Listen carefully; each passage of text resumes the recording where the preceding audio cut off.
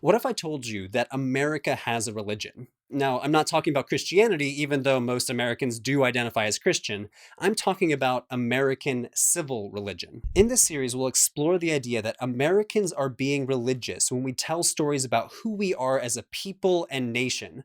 We tell these stories all the time, on the 4th of July as we celebrate Independence Day, in the words and performance of our anthem as we sing the Star Spangled Banner, at the moment that we print them as slogans and mottos on our currency. They spur the creation of larger than life monuments like Mount Rushmore, and they sustain powerful symbols like the American flag. Everywhere you look, you can see the many ways that we create and curate our identity as Americans.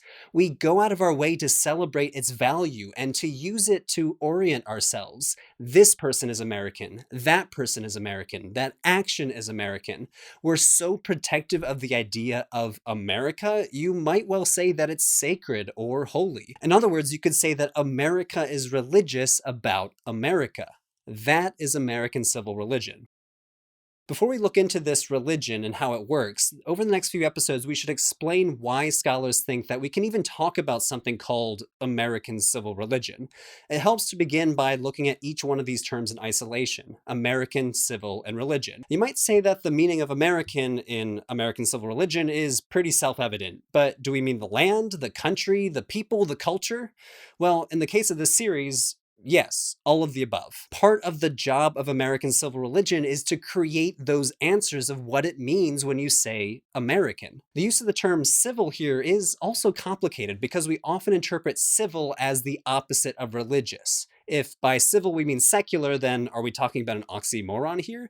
Can the idea of civil religion even exist in the first place? The original use of American civil religion by the sociologist Robert Bellah in his famous 1967 essay, Civil Religion in America, makes it clear that the civil in American civil religion means of the state. So, civil religion is the religion of the state. It's the religion of the fundamental beliefs and practices that America, the state, holds in common with its people.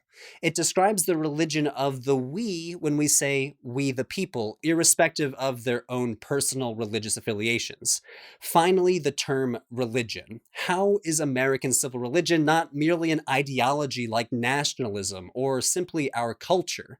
What makes it religious? It sure seems like we have our work cut out for us, so let's look back at an earlier episode. What is religion? One of the challenges of defining religion is that our definitions are very subjective. Do we mean belief in supernatural beings, or perhaps a social phenomenon that unites beliefs and practices through ritual?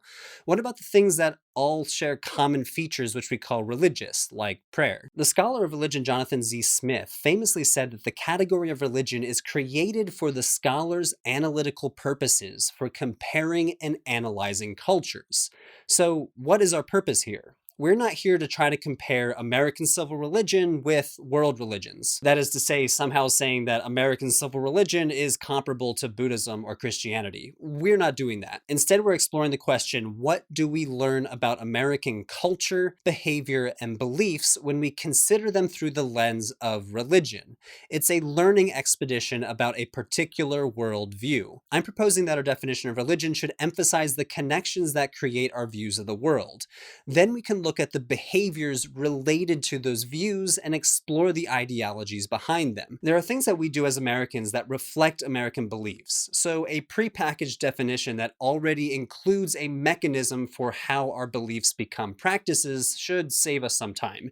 And here's where Clifford Geertz comes in. The definition provided by the 20th century American anthropologist Clifford Geertz is especially compelling because he describes religion primarily as a cultural system dependent on symbols. His famous definition is a 5-part monster, though, so buckle in. Religion is a system of symbols which acts to establish powerful, pervasive, and long-lasting moods and motivations in people by formulating conceptions of a general order of existence and clothing these conceptions with such an aura of factuality that the moods and motivations seem uniquely realistic. Okay, that's a lot. And from the start, I'll say, of course, this definition is not perfect. In a previous episode, I discussed how this same approach could show that Coca-Cola can be a religion according to Geertz's definition. But I do want to apply it to American civil religion as a thought experiment to see how it uses symbols as the bridge between behaviors and beliefs.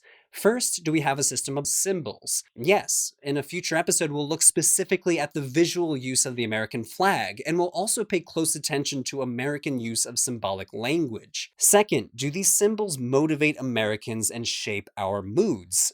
Absolutely. Our polarized political climate is evidence that we do. We're fighting for control of the meaning of sacred symbols like the American flag or a cross. These fights are settled legally by the Supreme Court, which we'll look at in a later episode too. Third, do the symbols provide order to our existence?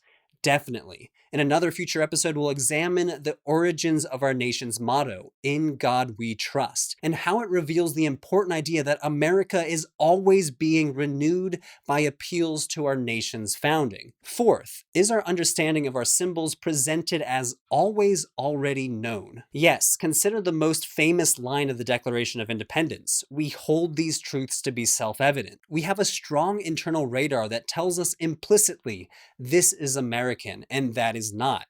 A common attack in politics is to deem something un-American.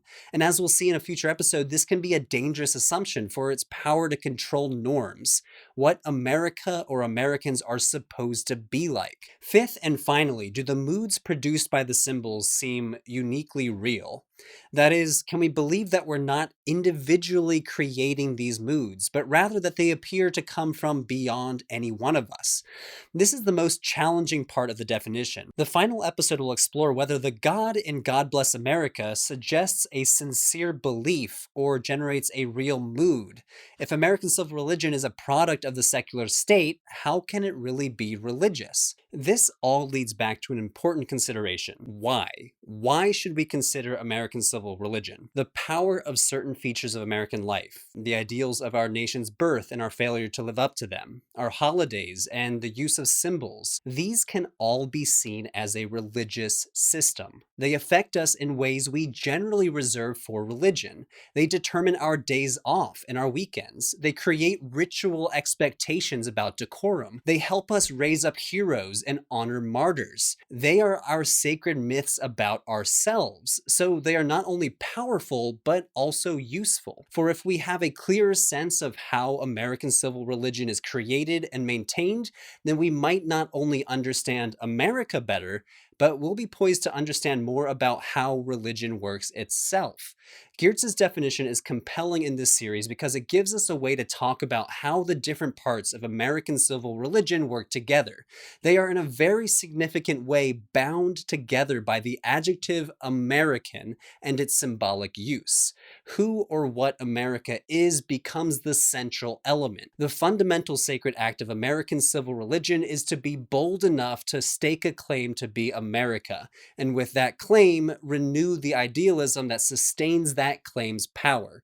As always, thanks for watching and subscribing, and stay tuned for the next episode of American Civil Religion. Hey everyone, thanks so much for watching this episode. This is a brand new series, and I have a few people that I need to thank first of all. So first, thanks to Dr. David McGonigal, who is a scholar of religious history in America. He is the head researcher and writer of this episode. I would not be able to do this without his help.